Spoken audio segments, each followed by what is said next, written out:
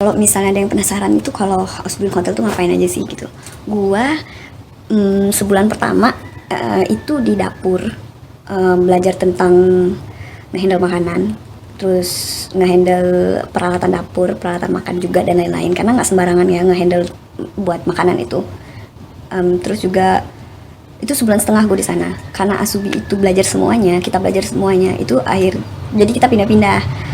Terus sebulan setengah gue di dapur, setelahnya gue di restoran resort.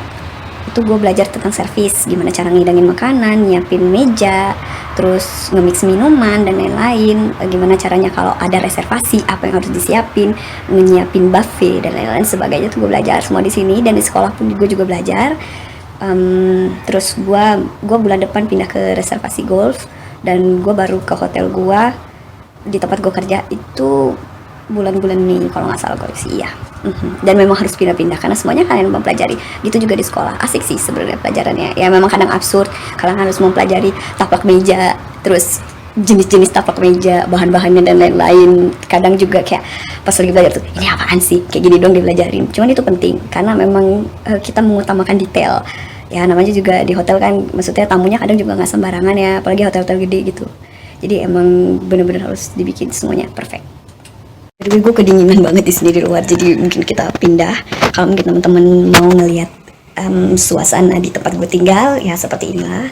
Gue tinggal di sebuah desa, tuh lagi ada putih-putih di sini, itu frost. Ya karena tadi malam tuh dingin, terus sempat gerimis. Karena di sini suhunya udah mulai -1, jadi nggak ada salju. Memang sih nggak ada salju, cuman jadi es semuanya. Apa yang turun dari langit. Tuh di belakang sana ada danau.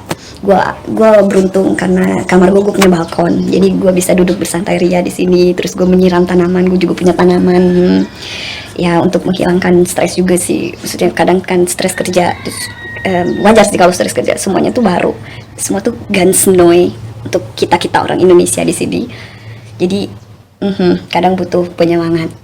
Kadang juga sama teman-teman ngobrol dan lain-lain untuk memperbagus bahasa Jerman. By the way, gue di sini nggak punya orang Indonesia, itu sebuah tantangan juga. Dan gue sih kayak buat teman-teman di sini mungkin nanti yang ditempatin yang nggak ada orang Indo, itu kalian beruntung sebenarnya karena kalian bisa memperbagus bahasa Jerman kalian dengan lebih cepat. Gue ngerasain banget sih perbandingan bahasa Jerman gue awal datang sama pas gue udah 3 bulan di sini, itu udah jauh banget. Kayak gue udah bisa ngobrol sama teman-teman gue, udah bisa ikut-ikut kayak maksudnya kayak makan-makan di sini tuh, makan bareng dan lain-lain itu udah disebut party gitu kan. Gue bisa ikut party dan lain-lain gitu. Kalau untuk Ausbildung sendiri itu sebenarnya nggak semuanya juga sih disediain tempat tinggal. Kalau misalnya teman-teman penasaran di sini, gue di sini ada disediain tempat tinggal sama betrip, cuman emang harus bayar, cuman nggak begitu mahal. Ya lumayan sih, terus juga gue di desa yang agak-agak jauh dari kota. Kalau teman-teman mau lihat, inilah kamar gue yang super berantakan ini. Ini ya begitulah. Gue beruntung gue bisa dapet Anjay Simber yang punya dapur, dan beberapa teman-teman gue pun juga ada juga yang dapat dapur, cuman paling dapur bersama gitu. Gue pengen sih bikin video di tempat kerja, cuman tempat kerja gue nggak boleh megang HP. Ya dimanapun juga nggak bisa coy, maksudnya ya kalau kerja gitu, main HP pasti istirahat gitu, dan istirahat pun juga nggak lama kayak ya gitulah. Terus juga kalau di sekolah, kalau misalnya ada nanya itu sekolahnya kayak gimana sih, ya sekolahnya kayak sekolah biasa aja gitu. Justru gue ngerasanya bukan kayak kalau mungkin teman-teman di sini yang pernah menyicip bangku universitas itu nggak sama kayak di uni gitu. Ya sekolahnya ya kayak di SMA gitu, cuman yang kalian pelajarin tuh gimana caranya kerja di hotel atau di kantor atau di apa sesuai di bidang kalian gitu. Kalau kalian mau pengen tahu buku atau apa yang gue pelajarin, ini yang gue pelajarin selama nanti tahun pertama tentang gastronomi dasar. Ya isinya tuh kayak kalian di dapur tuh ngapain gitu, terus di dapur tuh ada apa aja. Nah teman-teman dilihat di sini, bahkan gue mau pelajari semua jenis sayuran-sayuran, ada entah kol, banyak banget coy kol di Jerman. Gue nggak ngerti lagi, kayak gue taunya cuma kol hijau, sawi atau apa. Di sini tuh banyak banget kol, gue udah bingung gitu. Nah inilah dasar ya kenapa kalian harus lulus ujian B1 dan harus mengerti, paham bahasa Jerman, dan jangan pernah menyerah untuk belajar bahasa Jerman, karena di saat kalian nyampe di sini pun kalian bakal menghadapi hal yang lebih dari itu. Gue sih yakin sih pasti bisa. Orang-orang juga pada bisa kan. Terus kalau untuk di hotelnya, maksudnya tentang hotel banget dan khusus itu gue belum, di sekolah gue belum masuk karena gue baru belajar tentang servis di restoran dan gimana cara di restoran, belum ada di housekeeping atau apa. Cuma nanti di tahun kedua gue bakal pakai buku ini, Hotel Fachleute, yang bener-bener isinya tuh bener-bener hotel banget, yang ada tentang reservasi, gimana caranya menghandle reservasi hotel, gimana caranya mengurus kamar dan lain-lain. Kan itu kita nggak bisa sembarangan ya, kayak kamar itu tuh nggak boleh ada debu, nggak boleh ada apa, dan nggak boleh ada yang aneh-aneh gitu, dan benar-benar harus bersih banget, terus kayak detail banget lah pokoknya. Dan di sini juga kayak diajarin tentang beer, wine, terus tentang gimana cara ya ada yang kayak bir, cara bikinnya atau apa gitu, cara penyimpanan dan lain-lain, itu kalian belajar di sini. Terus ini juga ada tentang Berechnung, penghitungan dan lain-lain sebagainya. Makanya kalian semangat belajar bahasa Jerman ya, karena di sini bukunya nggak ada buku bahasa Indonesia.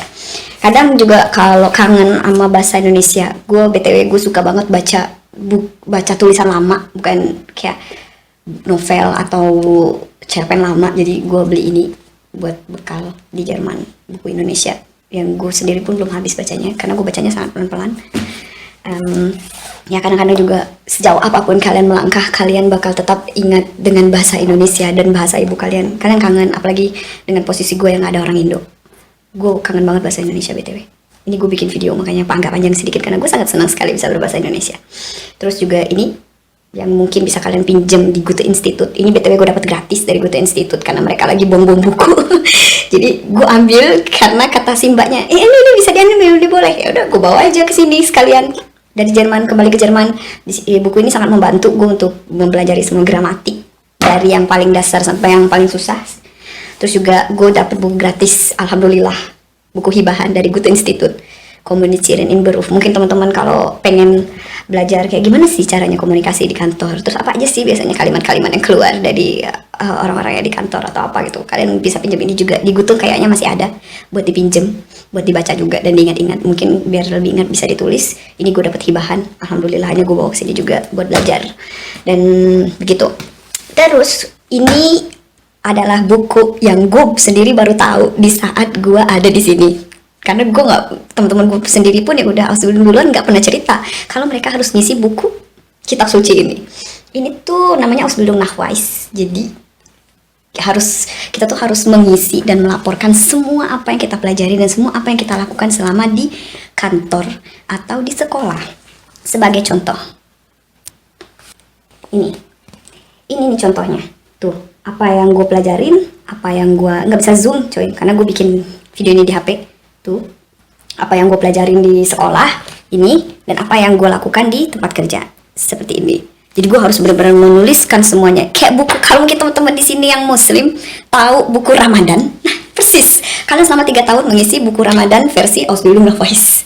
Ya sangat menarik sih sebenarnya. Jadi kalian tuh ingat semua apa yang kalian pelajarin dan untuk persiapan ujian juga kalian tahu kalian harus mengulang apa dan belajar apa dan lain-lain. Dan buku ini selalu dikontrol sama chef, sama bos yang ada di sini, sama atasan. Apa yang dipelajarin di sekolah dan apa yang sudah dilakukan di tempat kantor.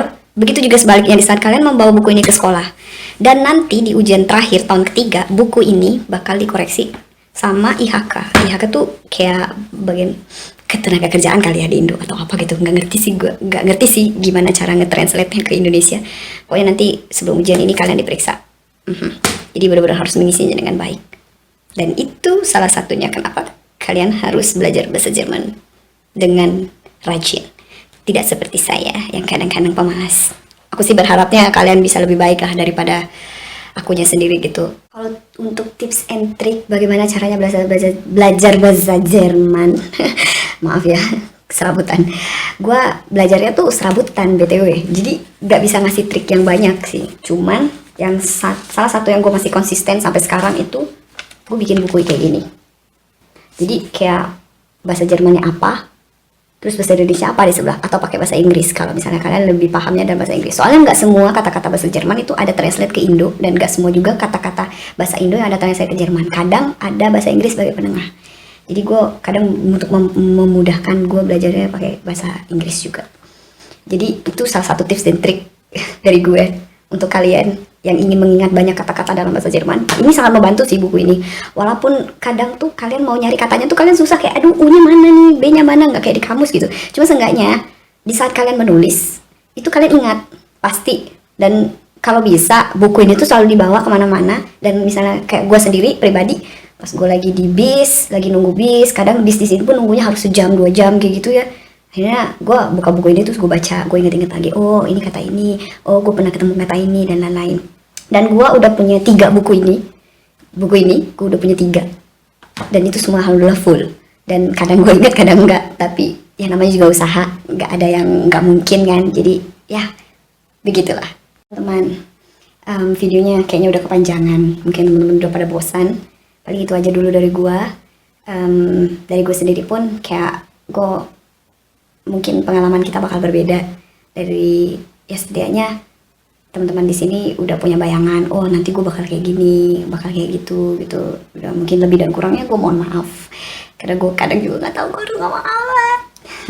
Cuman ya gue yakin sih, kalaupun teman-teman di sini ada yang merasa kesusahan dengan belajar bahasa Jerman, itu wajar kalau menurut gue. Cuman di saat ada kesusahan jangan pernah nyerah, pasti ada aja jalan keluarnya. Dan yakinlah hal terberat dan hari terberat itu bakal terlewati. Itu pun juga gue kadang juga gak nyangka kenapa gue bisa nyampe sini. Kadang juga gue kalau sendirian di kamar tuh kayak, oh ya Allah gue udah nyampe sini ya Allah, gitu kan. Ya gitu sih, gitu lah. Oh ya, selamat tahun baru 2020, tahun baru dengan semangat baru. Gue yakin apapun mimpi kalian, kalian bisa menggapainya. Pokoknya gitu aja. Dah, sampai bertemu di Jerman.